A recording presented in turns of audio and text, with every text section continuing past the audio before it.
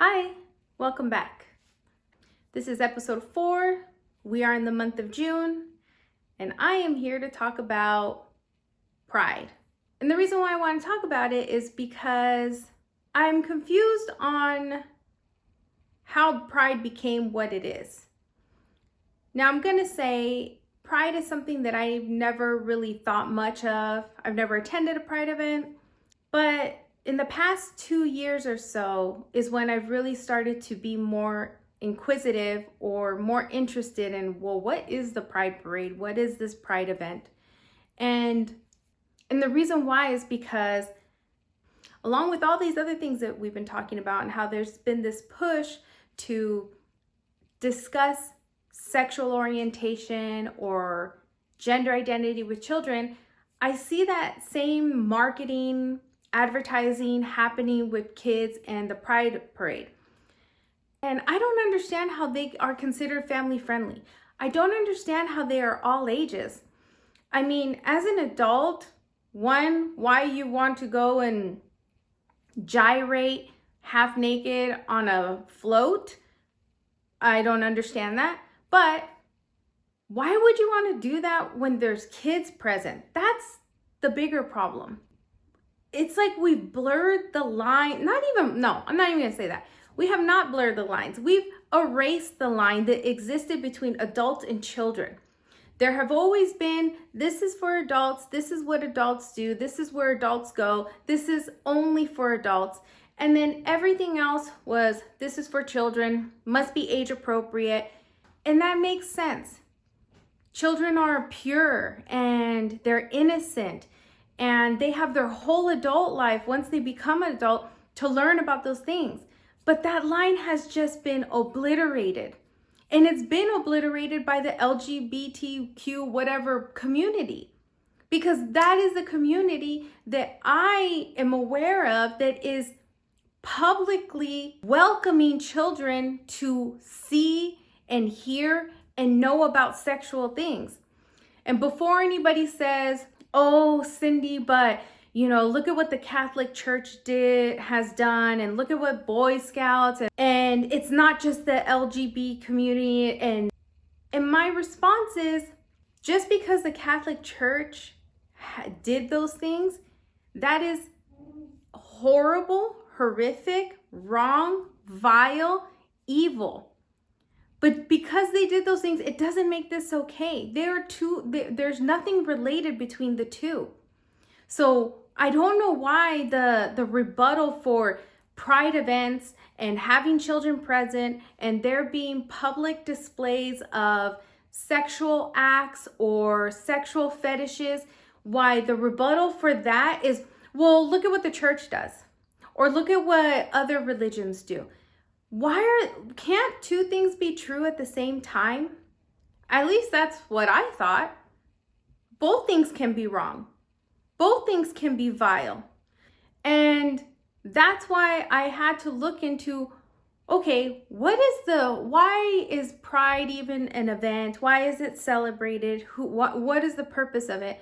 So then I went in and looked, and it's because of the riots that happened in New York City in 1969 related to the Stonewall Inn, which was a bar.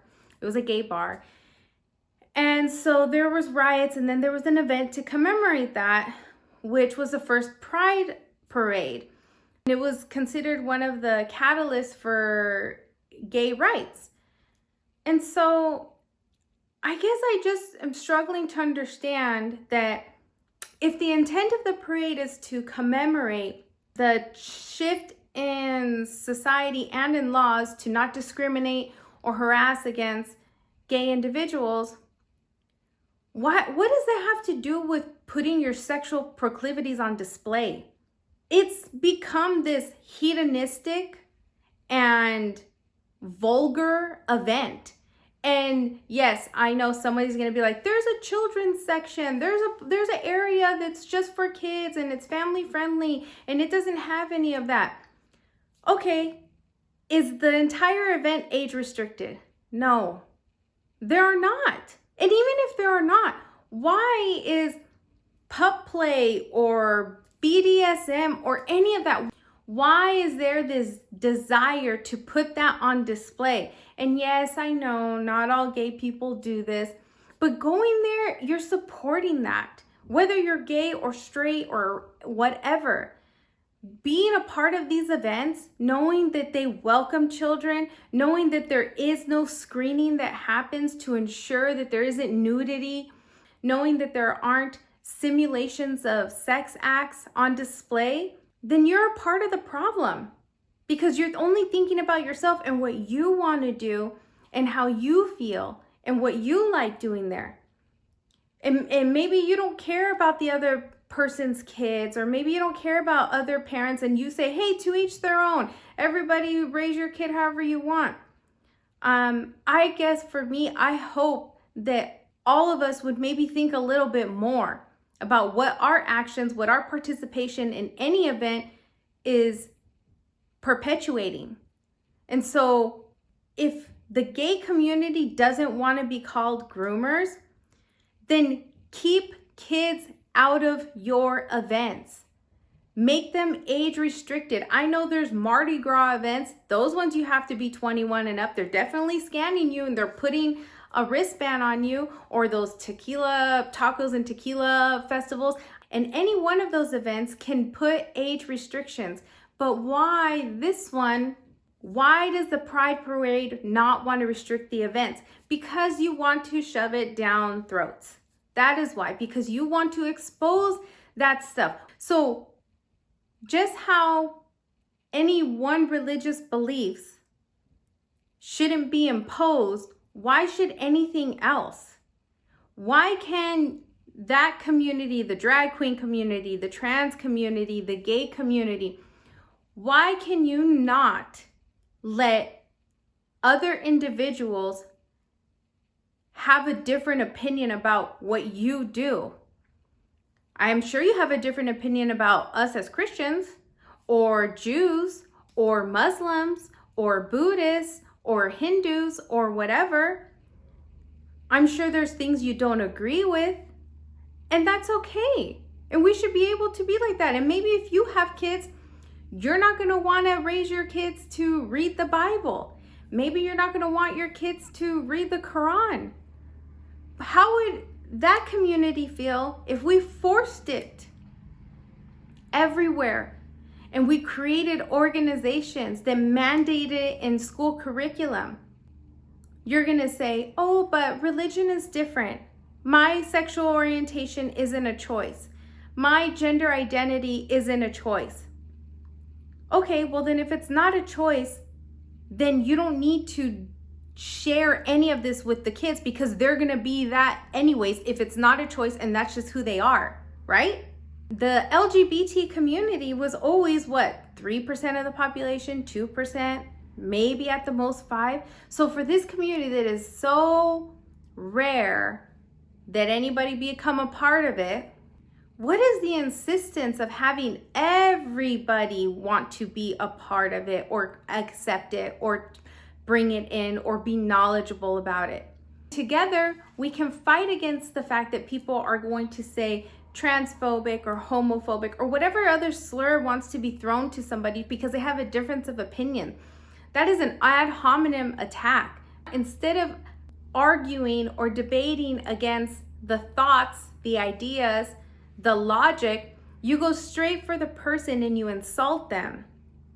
You do that when you don't have an argument. However, if you take your emotions out of it and you go about it with logic and reason, I would like anybody please to tell me what is the logic and the reason behind why children should be exposed to sexual orientation, to sexual proclivities, to simulations of sex acts, to scantily clad individuals.